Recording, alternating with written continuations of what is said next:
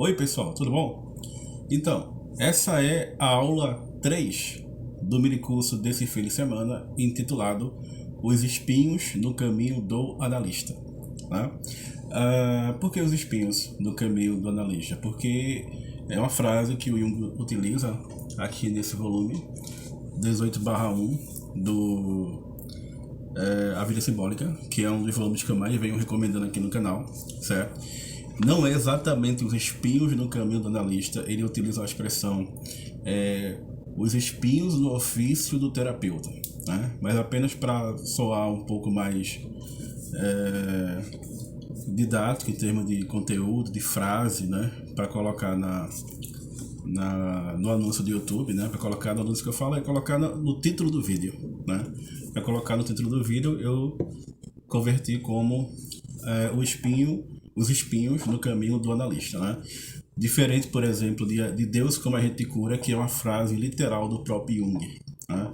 A religião como sistemas psicoterapêuticos e Deus como médico dos médicos, né? Deus como agente de cura. Né?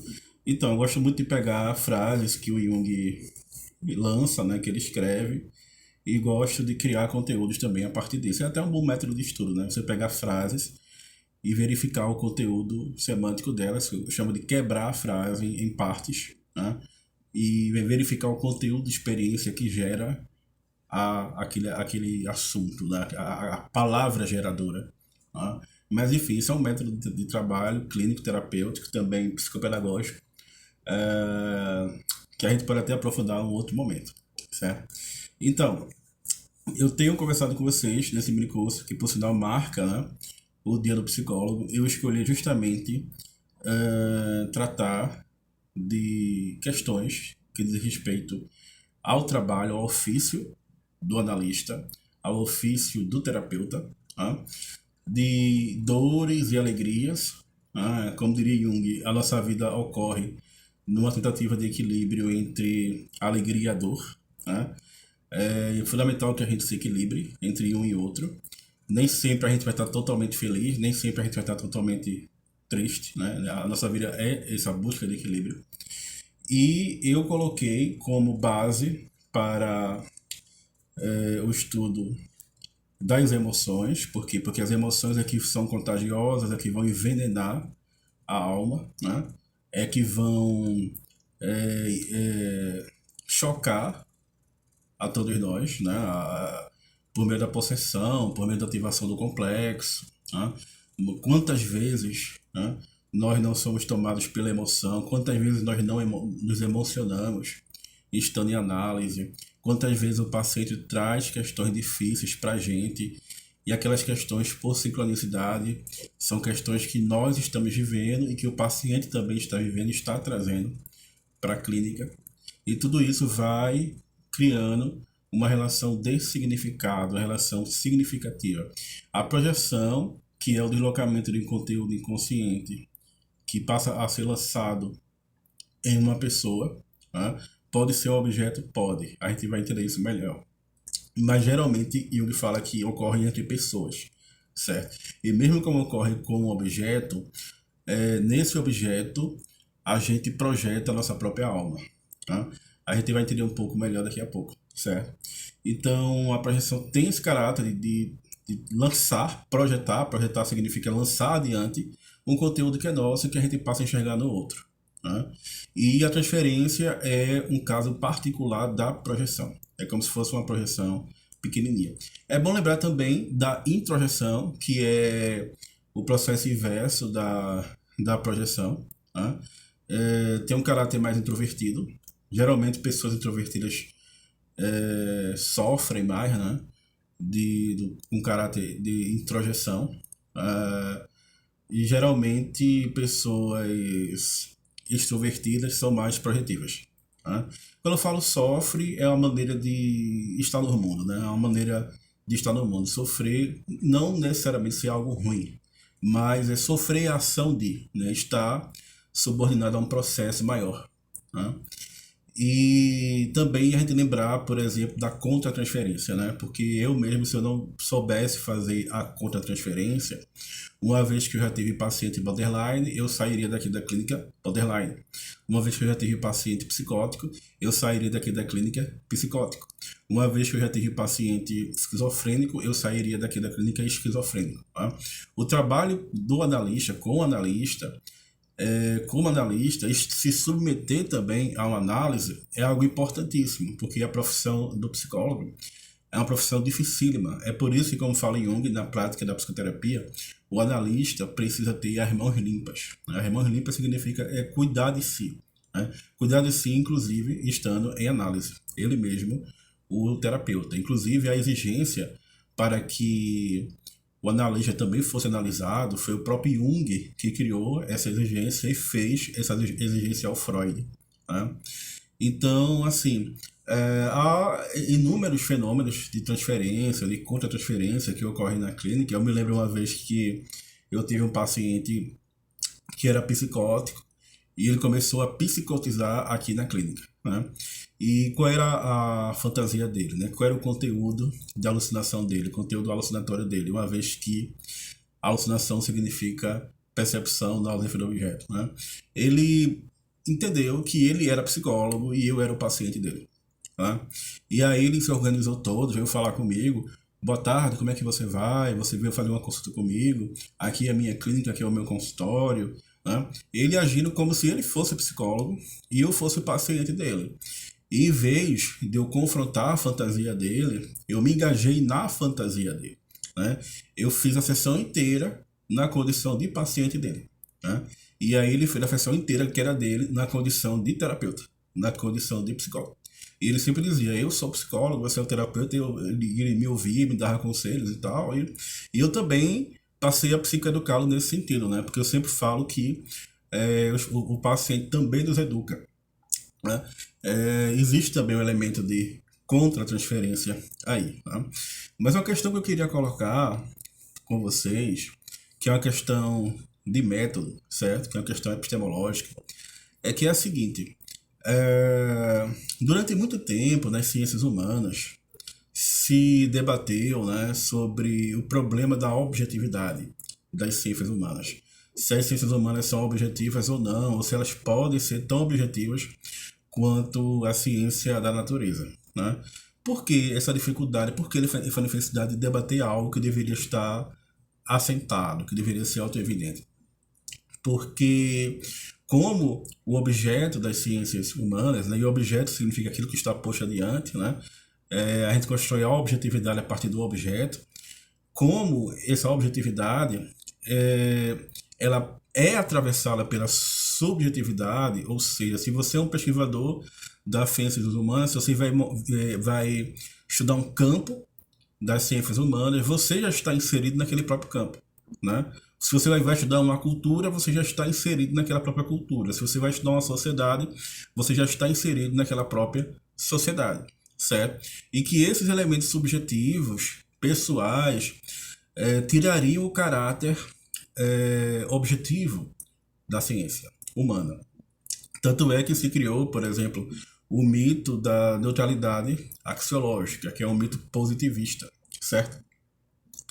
E já fui professor, inclusive de banca, de universidade, já analisei trabalho de alunos que estavam se formando e sempre colocava essa questão para eles, como é que você encara essa questão da objetividade, como é que você percebe essa questão da neutralidade científica. E uma vez um aluno respondeu uma questão minha, que eu achei super interessante, que ele falou, olha, eu sei que a objetividade, a neutralidade axiológica, ou seja, o cientista ser neutro, é um mito, né? Mas nós devemos sustentar esse mito, porque esse mito faz com que a ciência tenha sentido. Eu concordei com o aluno, inclusive eu dei 10 a ele, né? Mas hoje eu penso um pouco diferente em relação à psicologia. Por quê?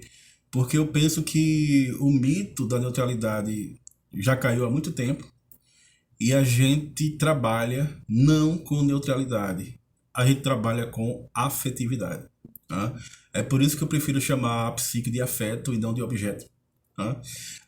É por isso que as emoções estão presentes o tempo todo na psicologia, estão presentes o tempo todo na análise, e essas emoções são os fundamentos das projeções e das transferências, certo?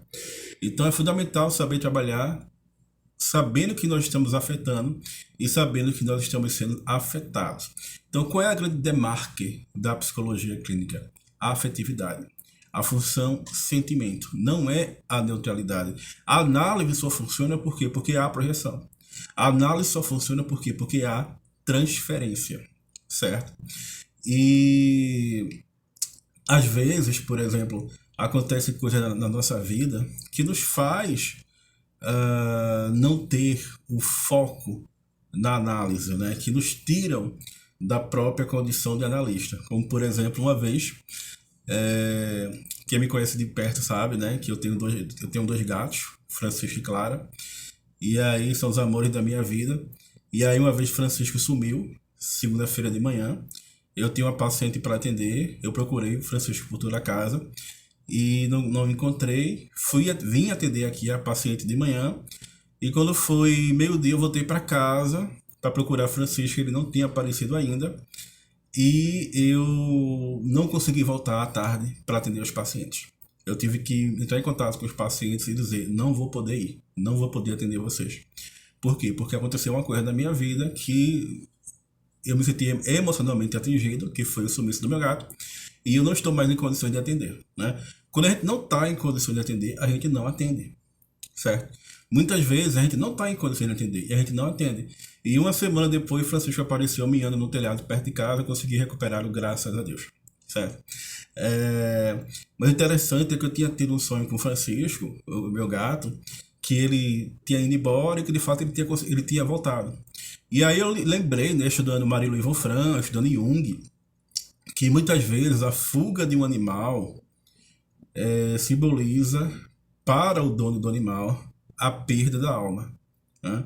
E a gente volta mais uma vez à questão da perda da alma, que é a questão principal pela qual o paciente vai à clínica, pelo qual a análise se torna necessária, né?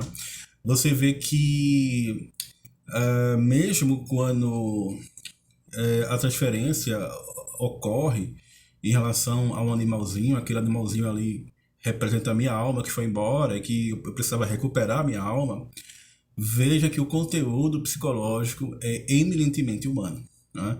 Há um caso clínico que o Jung narra de um homem que se apaixonou por uma mulher e que nesse interim, que ele estava apaixonado por ela, ele ganhou a escultura de um gato. E aí ele achou linda aquela escultura do gato, levou o gato para casa, a escultura do gato, e deixou na sala de estar. E o escritório dele era embaixo.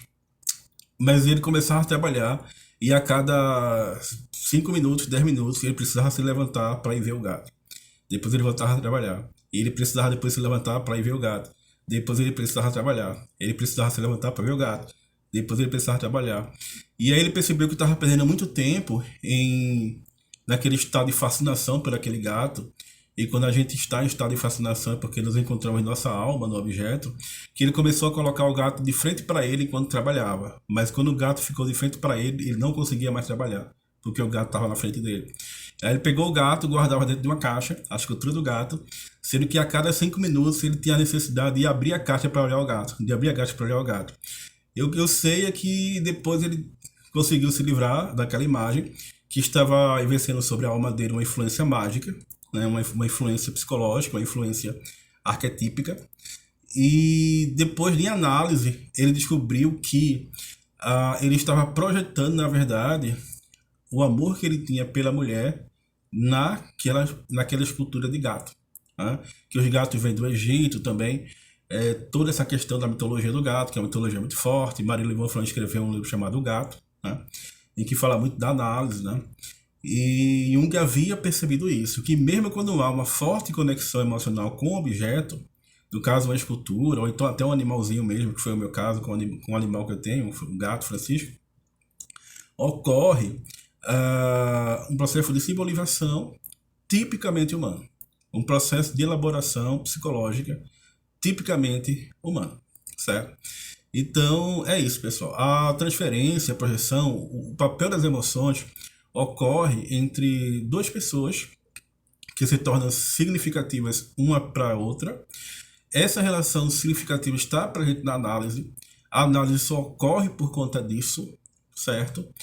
E nós não conseguimos nos livrar, nem precisamos nos livrar, da projeção e nem da transferência. Nós apenas podemos torná-las conscientes. E quando nós conseguimos tornar esses processos psicológicos conscientes, nós conseguimos promover um progresso no nosso desenvolvimento psicológico. A gente consegue realizar um progresso psicológico, um progresso na ordem do simbólico, diria até que na ordem espiritual, em relação ao encontro com o sentido da vida no trabalho clínico. É isso, pessoal. Muito obrigado.